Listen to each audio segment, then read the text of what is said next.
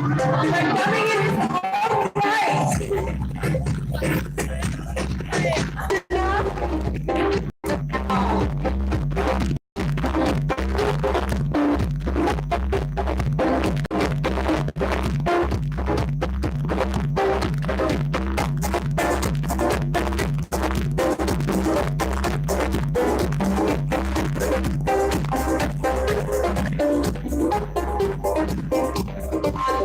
with that, I invite Somdev to share his journey with us. You look stumped. पहला कौन कर रहा है? Yeah, that's okay. Imagine this is a racket, and I'm throwing the ball. You're doing Karan, whatever that is. I guess I'll try. I'm doing I'll see what happens from here. Yeah, let's start with this. Yeah. Well, hello. Yeah, so I guess been put a little bit on the spot here, but I guess that's fine. Yeah, a little bit on the spot with a whole bunch of amazing women. I mean, that's even better. But yeah, I guess if you want to talk about how my journey began or any of that stuff, I think one of the things that I feel could be important enough to talk about is that I've spent playing professional tennis, gone through the training, been on the tour, all of that, played for the country and so on and so forth. I guess one of the important questions that you can ask anybody in pretty much any profession is, well, what did you learn from it? So I think that's something that maybe I would like to begin with. From a very, very young age, I was very privileged that my parents were, open enough, especially, I think being from India, it's not that easy to have very open-minded parents. So I think I was very fortunate enough to have parents who were very open-minded and who really wanted me and were really encouraging for me to play sports. So I think, right from the get-go, even when I think anybody who plays sport over here understands that you always end up losing a lot more than you end up winning. So one of the things I learned from a very, very young age is how important it was to not be very discouraged just because of losses. But, I think it was a lot more important for me to learn from why I was losing, start learning how to be objective and, really see if I could take something out from those losses and turn them around and try and make the best of every opportunity at that given time. And I think that's one of for me that's really worked in a lot of my life and in many different aspects. Obviously now I've stopped playing. But the coolest thing for me with sport is that I feel like a lot of those messages and a lot of those lessons that I learned along the way, whether it was about hard work, dedication, how to deal with stress, pressure, everything like that, I think the coolest part for me is that all of that stuff is still applicable to my life today. Whether it's, I currently run a charity for a bunch of children where we promote sport. I run a couple of startups, and I feel like all of those lessons that I learned through sport is something that's very applicable to me today. So I guess I would just like to start off this this panel discussion, by talking about how important sport really is to a child's life, and also especially being from India, how difficult is it to actually access that important part of your growing up. So I guess with that introduction, thank you again for that. I guess with that introduction, I could pass the mic on to Karan. Thanks so. Guys, a round of applause for him. Our gold medalist, phenomenal champion. Okay, so essentially, I also come from a similar background in the sense that I focus on grassroots right now. Run a company called the Coach Group, which is a coaching platform. So what we're looking to do is, essentially the premise of everything I'm going to say is that India is a sports-loving country. We love all our sports. Viewership in terms of our leagues and tournaments, whether that's the IPL or the ISL or the World Cup or the Wimbledon, across sports is extremely high. But we don't really play sports as much as we love the sport. So are we really a sporting nation is the question that I keep asking, and me and my partner, we keep asking us the same question. Is India really a sporting nation? And is there a gap there, and how are we going to address that gap? I mean, why I say is India really a sporting nation? By 2030, we are going to have about 700 million people in India under the age of 30. And this is this age profile is the strongest age profile that seeks an active lifestyle. Whether that is CrossFit, whether that is a sport, whether that is just a simple job, people are looking to stay fit, and people are looking to get involved in wellness and take care of their health. So here's what we are trying to solve, and this is something that has bogged my mind for a long time. India we're in a bit of where it's crunch time right now in terms of sports. 1 in 3 kids have an unhealthy body mass index. You've got 2 in 5 with low body strength. 1 in 4 have tough issues with flexibility. We've also got 3 more kids stop playing football, stop playing sports after college. So there's a real problem in terms of why doesn't India play? And I think there are 4 or 5 factors that really determine this. First and foremost, there's a mindset problem which needs to change. These are our parents, our mothers and fathers. I have been lucky enough, now that we're at the Women's Economic Forum, and I've been lucky enough to do what I want to because I've had a wonderful mother behind me. Of course, my dad did a lot as well, but my mom was someone who was able to let me just live the way I wanted to and make decisions and make choices the way I had to. So thank you for that. And of course, so the mindset change at homes at a very grassroots level is something that we need to focus on out here. We need to integrate sports again with the educational curriculum. That is something we need to focus hard on. We need to see how we need to do that. What solutions around that can we build so that sports is well integrated into a kid's 9 to or whatever 7 to 2 schooling hours, just as much as social science and maths and all these other subjects. Sport is something that needs to be focused on in the same format. We've also got an issue with the workforce. Now, coaches are a big problem. So at the coach crew, this is something we're seriously looking at. How to upskill our, not just users and customers and people who want to play, upskill our. Now that is a huge market. India has a lot of people who enjoy playing sports. They play sports and then they want to get into someone like so. He's done with his professional playing career. How does he stay in the sport? Coaching is a natural progression after having played a sport.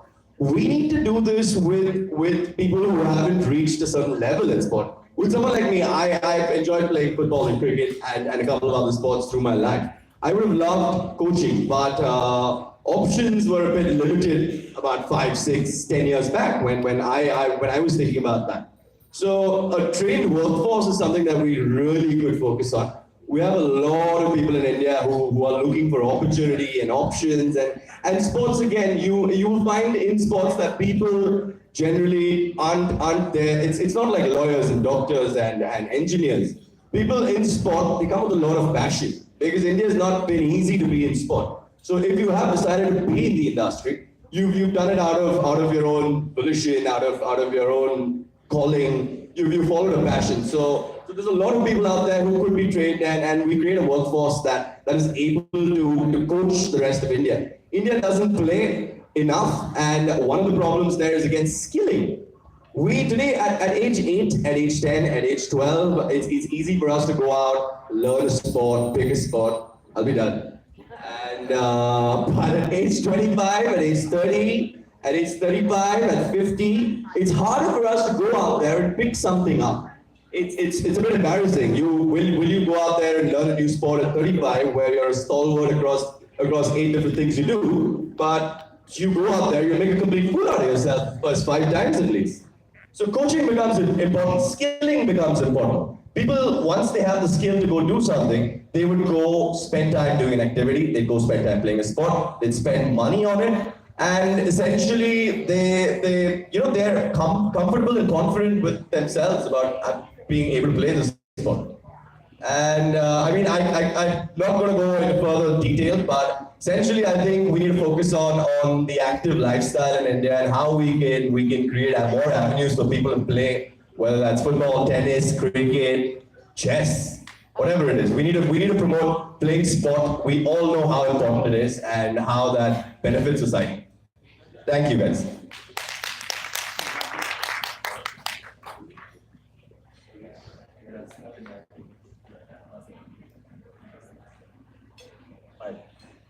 Hey guys, so I'm Varun. So I'm a healthcare entrepreneur. I've been in the healthcare space for about close to a decade now. And something that I think sport, one area that I feel that sport plays a very, very crucial role in our society is in how it affects our health, right? So if you play a sport, you're very likely to be in a better off health-wise. And in India especially, we have a massive crisis in terms of healthcare. We have a non-communicable disease crisis, and when you consider the fact that the WHO report says that over 70 million people in India currently suffer from diabetes. And the thing with diabetes is it's a two-pronged disease. So one is it's chronic, so it's something that that sort of extends throughout life. You can live with it for 25, 30, 40 years even, but it significantly affects your quality of life. And secondly, it's preventable. So if you engage in leading a healthy lifestyle, very physically active lifestyle, then you're more likely to, you're likely to delay the onset of the disease in the first place. So something like that, I feel, is something that affects our societies significantly, and it affects women even more, because even though the incidence of diabetes is split roughly 50-50 amongst men and women, unfortunately in our Indian societies, what also tends to happen is that women play the caretaker role in most households, and therefore they have to, even if they don't suffer from the disease themselves, they're forced to stay back and take care of people who are suffering from the disease. And I think what sport does is it provides an opportunity for people to live a very, very healthy lifestyle, to engage in physical activity, and therefore prevent this disease from occurring in the first place. I think the cool thing about sport is what it does in our communities is it brings people together. It's got two primary reasons for why it's very successful. So I deal with a lot of doctors. I meet a lot of doctors on a daily basis. And what I find is a lot of doctors say that, when they're treating patients with diabetes, a lot of patients are given very simple instructions to follow, simple training plans, so 30 minutes of walking, for example, 30-minute brisk walk. And they find that the compliance or adherence to this is very, very minimal. And I feel that's where sport has a very, very important role to play, because it brings people together, it creates a society, and it creates a community around a certain activity that is healthy for you. And in addition to that, also sport gives the opportunity, it gives you additional motivation because of events. So whether you play a sport, whether you play football recreationally or tennis recreationally or even run or cycle, there's always events that you can look forward to. And so that's something that real sport, I feel like sport creates that that motivating factor that keeps you disciplined and keeps you makes you stick to that task or commitment. Yeah, the social aspect of it as well. So in addition to that, I also think it's a very, very, very varied industry. So there's many aspects to it, right? So when we're talking about sport as an economy, India is obviously growing, and I think the fact that people are now very aware of these diseases means that there's a lot of attention paid to it, and people are looking at these even from a business point of view. So there's a lot of investments moving into the space. So one thing that we realize is in India alone now, there's over $1 billion being spent on sports sponsorships every year.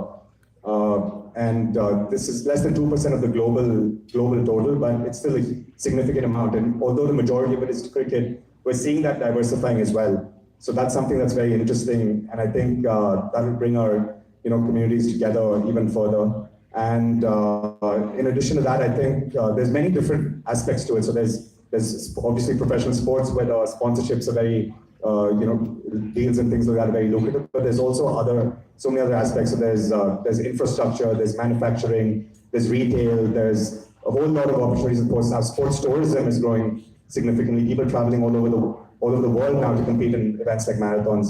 So I think this is a very, very promising industry, and I think it's something that our country needs. And the more investments go into it, the more people that get involved in it, The trends are anyway moving that way, but I think as a whole society will benefit because of the additional health that we all gain from it. And with that, I think I'll just pass it on to maybe to Sylvia, since I've touched on the manufacturing, and maybe she can talk a little bit more about that. Hi. Hello, good morning, everyone. I'm Sylvia, and I'm the head of Reebok India.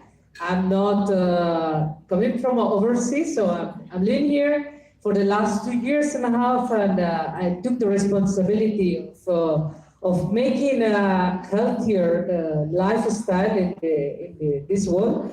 Let me remind you one thing that in year 92 was my first year landing in India. And I remember by that time that I started running in the street and people were looking at me like, what the hell is she doing? Is she running? Why? There was nobody in the street running. Now, ever since year 1992, you may agree with me that things have dramatically changed. There's a lot of work to do, but this has changed dramatically. And I have experienced a lot of change in that sense. Even in the last 2 years and a half since I'm heading up Reebok, we've seen the change. And when we talk about it, we like to say that the sport has the power to change lives. And that's true. I mean, it's not only about physical, it's also about mental. And this mind, I mean, changing the mindset that you were saying earlier helps people to get more empowered into that area. And especially when it talks about women. Because today we talk mostly about women. We know that if you see it, there are mostly men sitting here, sportsmen. Okay, and this is somehow representative of how the market is represented now. Most of the achievement now in the Indian championships are mainly done by men. But if you also remember, there are more and more women also that lately in track and field, I mean, there was this famous girl as well who made a great achievement as well. So women are getting by sports, by fitness, to make a change in their lives. And that's what we are also talking about, how we can change their lives. There is a campaign that 2 years and a half ago we started, that we call it, there was some kind of economical reason to start a campaign, a marketing reason as well, that was Fit to Fight. We call it Fit to Fight. And the purpose of everything, this is a business, this is a corporate, so we wanted business, of course. But it derived into something else. It derived, and we realized about the responsibility of something that we started. It derived into a movement, into women, how to empower women, and how to use fitness and sports to change their lives. And then all of a sudden, something that started like a simple marketing campaign became a tool for women to change their lives, and also to give a voice to those unsung heroes that are in our society that never had the chance to have a popularity or to have a voice into the world. And by the fitness, by our platform, Fit to Fight, we started giving that opportunity for them to explain their stories. Among those stories, there are multiple ones. I mean, one of them is Deepa Malik, who was one of the winners in the Paralympic Games as well, a very powerful woman who used our platform as well to give more voice to those disabled athletes or women who wanted to give more representation in the society. But through those stories, it was amazing. I mean, we realized that a lot of women needed to express their feelings, express their relevance into the society. A lot of women, like I remember one called Seema Rao. Seema Rao is one of the only women commando in the Indian Army. That's an amazing achievement. She's a super expert. She's in mixed martial arts, and she's leading a group of men, something in a patriarchal society such as the Indian society is. It's an amazing achievement, and she's a remarkable woman. She was part of our latest campaign as well, and we felt proud to include her as well to give voice to these kind of women who are never shown into the society, and to become an example, a role model as well for other women who want to become important. This morning, I just received a WhatsApp from a little girl from Tamil Nadu called Kalai Selvi. She comes from a rural Tamil Nadu, and I decided to help her with some shoes, to provide her some shoes because she was unable to buy footwear for running. She wanted to run marathons, but her family only wanted to support men in the family. So I decided to support her. This morning she sent me the notice that she won the marathon in Chennai. So it's very good news to know that you contribute to help some women as well, not only men also that we are supported, of course, but women don't get so much support sometimes in the society. So through the sport, we make her change her life as well. And she keeps on succeeding as well. So this is really very good news. So it looks like my time is over. I would like to. Yeah? So it's not necessary to conform and sit in a chair. I'm a sportswoman first, and I would like to walk. From the time I think I realized that I could walk, I started running.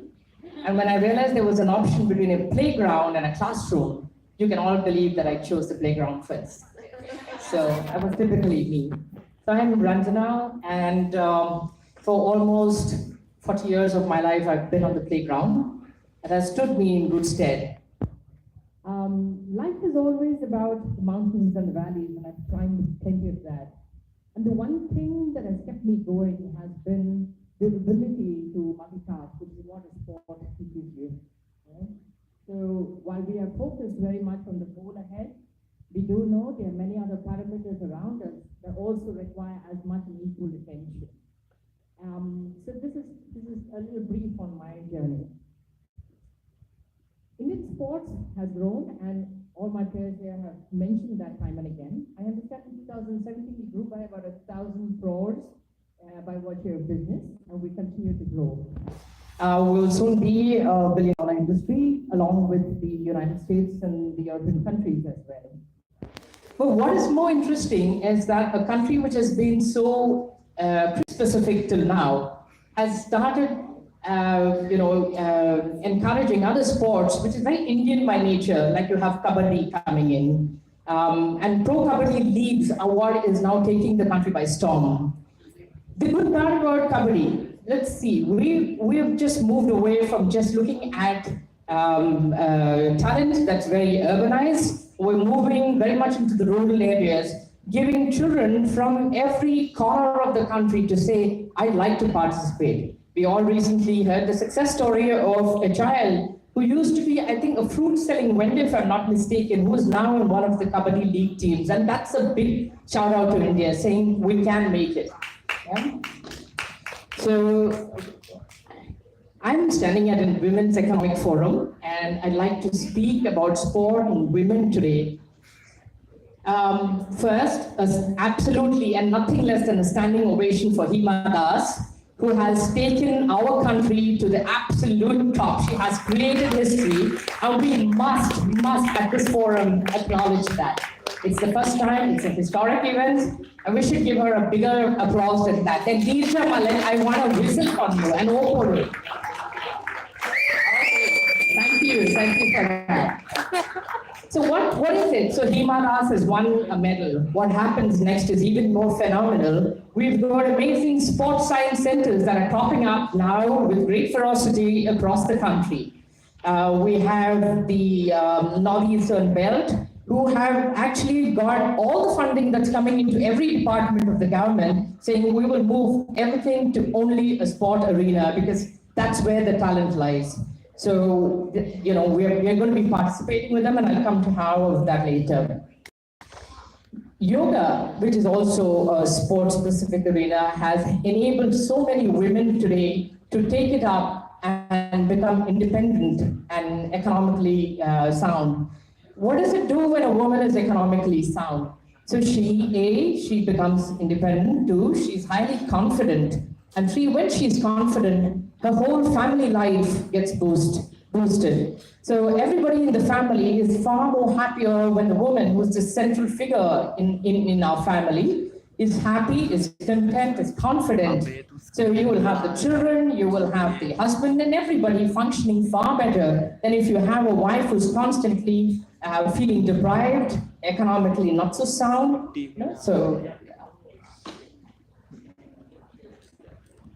So I'm now at this part of my life moved on from the corporate field, and I have come back full circle to an area that is very, very dear to me. I work with a company called SportsQ as a business consultant. So what does SportsQ do? We are a startup, and we work with serious athletes in enabling them to understand that when you take on a sport, it's not about just becoming the next Virat Kohli, Sachin Tendulkar, or whoever you may want to. It's about developing your own specialty, your personality, and coming out with it. What is required? We need to toughen them up mentally. We need to educate them on the nutritional aspect, on the physical aspect, and then genetically direct and guide them into saying, what can you do, and what is the way to maximize the potential that that body of yours is already carrying. So genetics is playing a huge role today, and we are one of the drivers for that in the country. We're working on wellness programs for corporates. Taking this a step further, I would look at Sylvia next, and I would want to talk to her later, because we're finding there's a huge middle-income group that says no to fitness, and we're trying to see if we can introduce just 1 day a week of wearing a sneaker and coming to work. It doesn't matter if you wear a sari, it doesn't matter where a salwar kameez, but just wear your sneakers and come to work and enjoy the day feeling free. Don't worry about falling, tripping, nothing. Just be there. Okay. So on that note, and as a typical sports person, when the bell rings, I'm out of here. And I thank you very much for having given me this opportunity to speak. Thank you.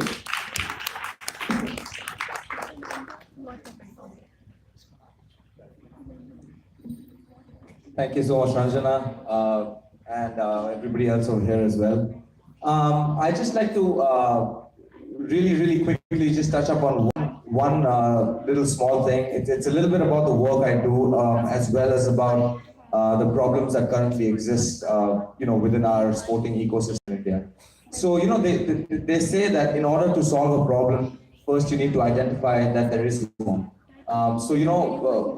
Whether or not we like it, we have to understand and see that there's so many aspects where actually the girl child is discouraged to go out and play, and that's the fact. Whether we like it or not, it's not something I like, but that is a fact. So, for example, we run a non-profit called Life is a Ball, and this is something I started doing 2011, 2012, where we basically the concept is incredibly simple.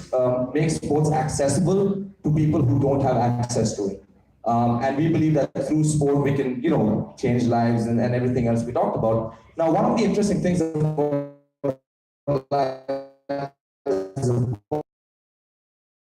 as well, but some of the problems we face are some things as simple as the girls don't want to go out and play because it gets too dark, because they get too dark, or they don't want to go out and play with the boys. So these are issues, and also they don't want to play when they're on their period. Something as simple as that. So at Life is a Ball, what we do is, once we recognize that this is a serious issue with the women, we've come up with a program of our own that we call Breaking Gender Stereotypes. And that's exactly what we want to do, and we believe that we can break gender stereotypes through sport. So, for example, one of the things that we do at the program is when we go into a school, we go talk to these girls and we say, what's a sport, what's a guy's sport? And they say something like football or cricket or something like that. And we ask the guys, what's a girl's sport? And they say, Kho-Kho. So what we do is we make the girls teach the guys how to play their sport and vice versa. And at the end of the week, we make sure that they have a tournament. And our slogan, and this is something I'm extremely proud of, our slogan at Life is a Ball with the Breaking Gender Stereotypes program is, sports doesn't judge gender, neither will I. Yeah, so, this is something that's obviously very, very close to me, something that I've seen firsthand, and it's something that we want to fix. So through Life is the Ball as well, we teach our teachers of the schools as well. We teach them something like as simple as self-defense. We teach them how to be active through activities such as Zumba.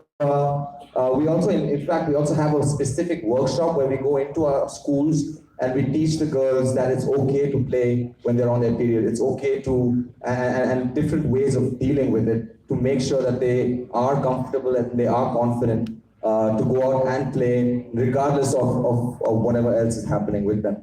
So, now that being said, if you really look at the way sports has progressed in India, it's no real, it's no real surprise that it's kind of been dominated by men. And one of the first girls who came out, in recent memory at least, is a very, very close friend of mine, Sania Mirza. And what's really cool to see is that since Sania came out and since Sania broke through, an amazing amount of champions. So in the last Olympics, it was pretty much the girls who brought home all the glory. Whether it was PV Sindhu, Saina Nehwal, Sakshi Malik, Deepa Karmakar, and now of course the panel you mentioned, Hima Das as well. It's really encouraging to see that the trend in India is changing. But now what we also need to focus on is, yes, it is changing at the highest level, but is it also influencing the grassroots? Because at the end of the day, that is the most important thing. So like I said earlier, in order to solve a problem, you need to first identify that there is one. And now that we have identified that there is a problem in the grassroots, and the biggest issue is that people are not encouraged to play because they do not see the benefits and how it could actually affect a child's life. As accessibility is one, I also think awareness is the other. So, I take it upon me personally. I've done it for the last 6 years, and I hope that all of us can take it upon us personally as well to make sure that when we see the girl child out there, we do encourage them to play. We do encourage them to be a part of sport, and hopefully through that, we'll really see the growth in the women's sport in India. And overall, I always believe that the second that women start getting catapulted up in society, the society generally gets better. So hope that happens, and thank you guys once again for having me. It's an amazing honor, and I'll always be around for you guys. Thank you.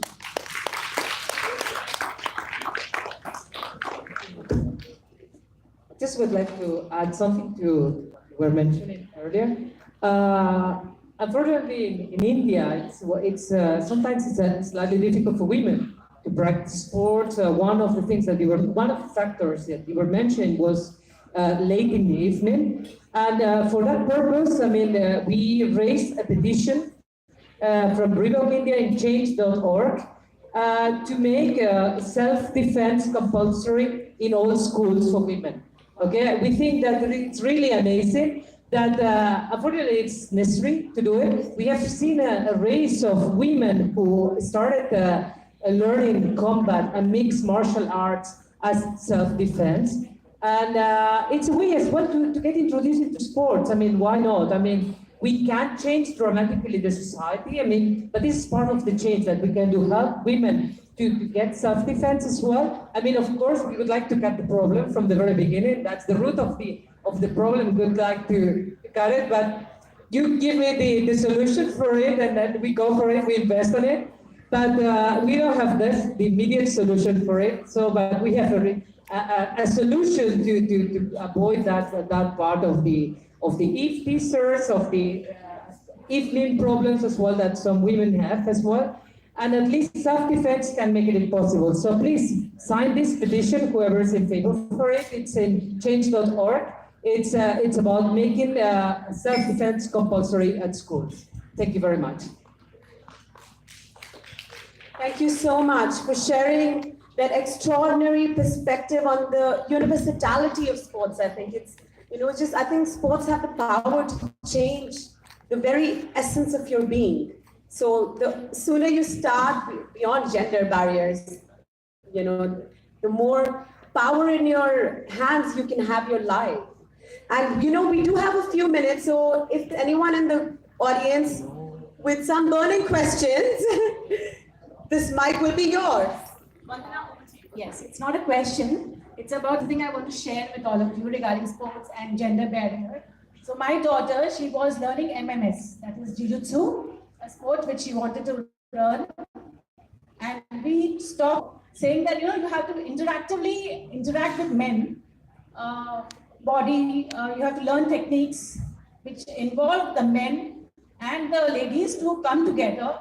So we were like, no, we can't allow you this because it involves direct interaction between a man and a girl. So we had to really fight and convince all our family members that when she goes into the world, later on, she needs to learn self-defense to be able to stand on her own legs. So it took a lot of struggle to allow her to do, and then the place where she went to learn, she was the only girl child over there with all the trainers, coaches, they had all bodybuilding structures, which, again, was not comfortable to see. So the parents need to change their mindset first to be able to allow the girl child to go out, and then the girl child also has to be very, very strong. Today, to come out of her cocoon and tell that, no, I want to do this very badly and I want to do it and I will do it, then only can she succeed in doing anything, and that is what my daughter did. She said, no matter what you do, I have to learn this and I will learn it. So we had to we really had to let her do it. And at the end of the time, that is when I learned that, we have to come out of our own mindset and allow the gender, not a girl or a boy. Like if it was my son and I was forcing my son to do it, I was telling him, why don't you learn this art? And I was not allowing my girl child to do it. So first of all, the parents have to come out of it and, allow the girl child to do it. Thank you, Vandana, for bringing that perspective on the transformed parent. We have a question here. It's not a question, it's a comment. Wonderful panel to listen to, and I'm glad one of you spoke about Deepa Marik. So my request is that as you look at accessibility and look at it from a gender angle, please also look at it from an ability angle.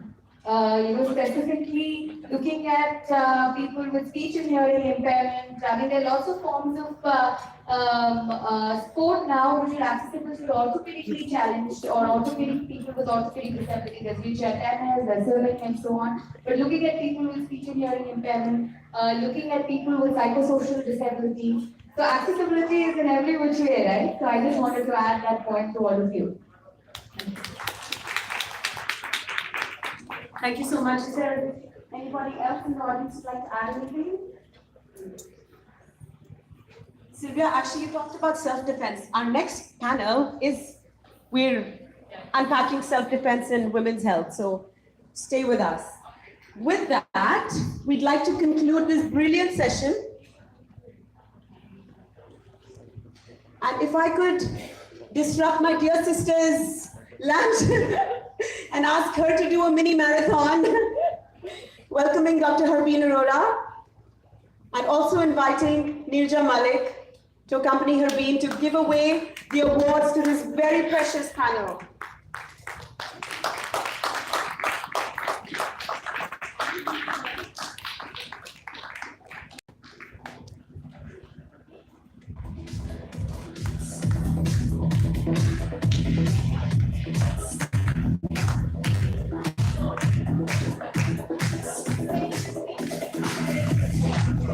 Inviting Karan Ravi Shankar to accept this honor as an exceptional leader on excellence. Ladies and gentlemen,